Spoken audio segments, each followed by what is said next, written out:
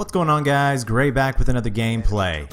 Wanted to show you something different here. We're going to analyze one of my games. I like this one a lot. As you can remember on Metro, my advice always on the flank is to always go underneath like I just did. Usually you only come into contact with one guy. Kill that guy, immediately I'm thinking revenge kill. There he comes back right there. I'm going to kill this guy 4 times in a row, which is pretty funny actually because of his name. Or his emblem. Every time I kill him, you can see it down there at the bottom. Slayer, yeah, Slayer that, man. 0-4 to start the game, buddy.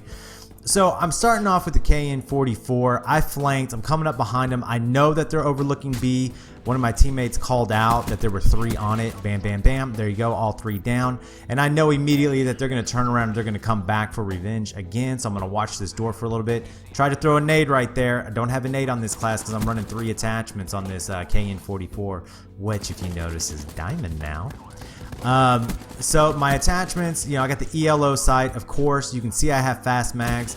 Again, I love the snap reload on the KN-44, the assault rifles. I love fast mags on the AR, and I got stock. I don't know if y'all watched that Drifter video where he talked about stock. Stock only works when you're not firing, so just keep that in mind. As soon as you start firing that gun, you slow down on your strafing speed, alright? So now I am just driving these guys nuts in their spawn. I'm running UAV, care package, counter UAV. I kind of regret running the care package, but look at that. I'm already on a ruthless, and we're, what, maybe a minute and a half into the game. I thought I was going to get an insane nuclear here, but I made a mistake, and my mistake is right here. I should have moved back. I go to kill this guy and I hear the ding ding ding and that train's gonna be coming, and I know now I cannot retreat, so I'm stuck, and they all know I have killed their whole team a couple of times each. They know I'm over here and they're looking for me.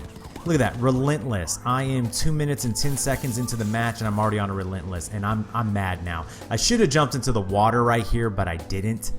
And I never really expect to go on my big streak right off the bat, but it just so happened to go that way in this game. Usually it's not until the mid game, and then bam, I'm dead. That guy was camping in that corner waiting for me. So, I'm still running the KN-44. We're still in the first half. Obviously, we have A and B. I think they're taking A now because we're pushing up so much. But, I'm feeling pretty confident right now. I'm killing them, and I'm thinking everything's going great. But what I don't realize at this point is that my team is struggling. They are dying a lot, and I'm not going to really see the repercussions of this until the second half, and I'm going to have to completely change my playstyle because of it. So here we go into the second half. I'm going to do my normal route off the C-spawn. I always run this wall and I go off to the right. I don't really flank on this one underneath to the left. That's only on the A side I do that. I'm going to juke this guy. He thinks I'm going to go right. I come back left and I kill him. And I'm going to push up in their spawn. Now, one thing about this class is I'm not running Ghost on it, and they call in a UAV, and immediately this guy turns and kills me. And this is where things start going downhill. They start calling in streaks. I don't know if it happened right here or it's about to happen here. They're going to call in a sentry gun, and then it's going to say enemy Talon in the air.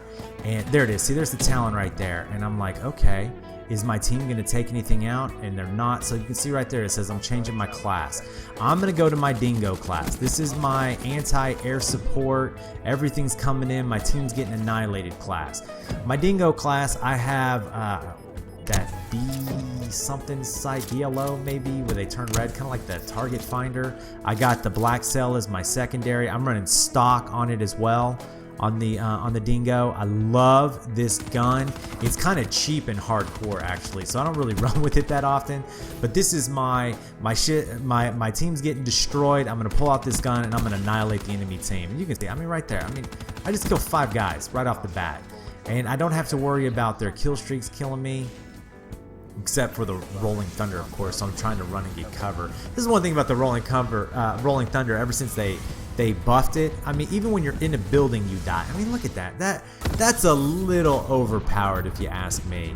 I'm calling in this care package. On this one, I'm gonna get the Wraith, and of course, look, I'm taking out air support left and right.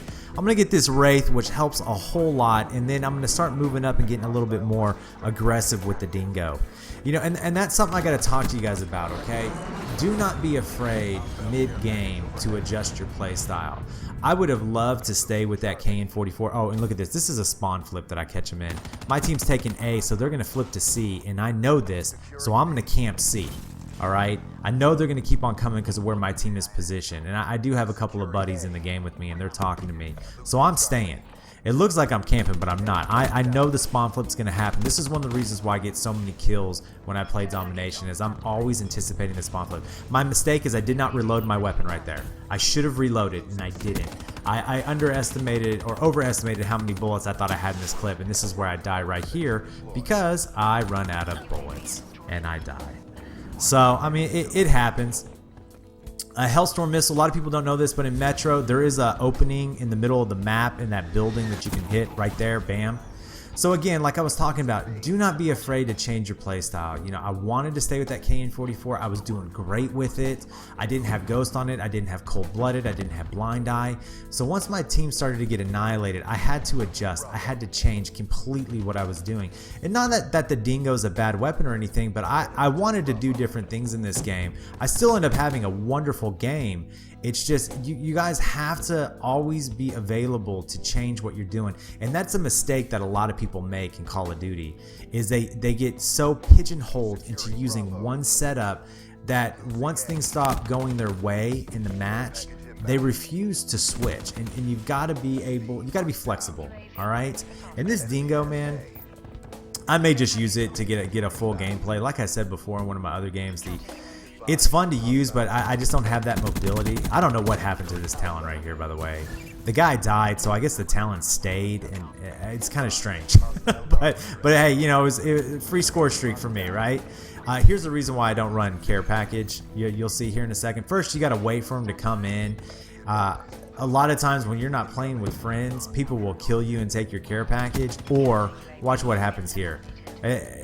This is my friend just trolling me here, so he doesn't go all the way, but I'll call in care packages, and this will happen, and your teammates will see it coming in, and they want to mess with you, so they'll just stand run underneath that care package, and they'll let it kill them. So you get a death against you. So just keep that in mind. That's why I don't run it. People ask me why I don't put it in my setup with it. There it is right there. So I'm going to try this Hellstorm missile again. I hit the roof. I can't believe I hit the roof. I was kind of mad at that point. I'm going to move up because they're taking B again. My first position, this one right here, this is not the best position to defend B. I don't suggest it. I'm going to put a C4 down if they eventually destroy it.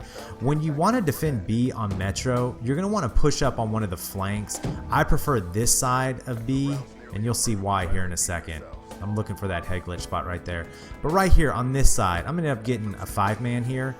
It's hard to see you in this corner, and the team is not expecting you to be right there. They're expecting you to be on the left, not on the right. So just keep that in mind when you want to defend B on Metro.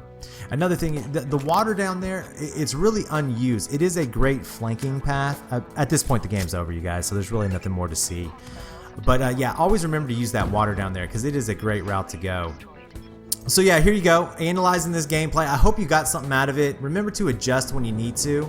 If you liked the video, let me know. Hit that thumbs up button. Leave me a comment if you have a question. And as always, subscribe for more. I'll see you in the next one.